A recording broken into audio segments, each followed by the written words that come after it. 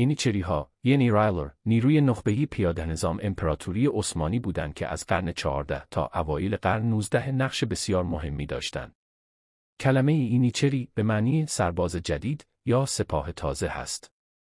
این سربازان از طریق سیستمی به نام دوشیرمه جذب می‌شدند، یعنی بچه‌های مسیحی بیشتر از بالکان رو می‌گرفتن، مسلمانشون می‌کردن و در سخت‌ترین شرایط آموزش نظامی و فکری می‌دادن. هدفشون این بود که نیرویی وفادار به سلطان بدون وابستگی به خاندان‌های قدیمی بسازن. ینیچری‌ها بسیار منظم بودند و لباس‌های یک دست داشتند. کلاه ویژه‌ای به نام بورک به سر می‌ذاشتند. سلاح‌های اولیه‌شون شامل شمشیر، نیزه و کمان بود، اما از قرن 15 به بعد از تفنگ‌های فتیل‌هایی هم استفاده می‌کردند و بعدها به یکی از اولین ارتش‌های منظم تفنگدار جهان تبدیل شدند. ابتدا ینیچری‌ها حق ازدواج یا داشتن شغل آزاد رو نداشتند تا کاملاً در خدمت ارتش بمونن. اما با گذشت زمان این قوانین شل شد و یواشیواش فساد در صفوفشون زیاد شد.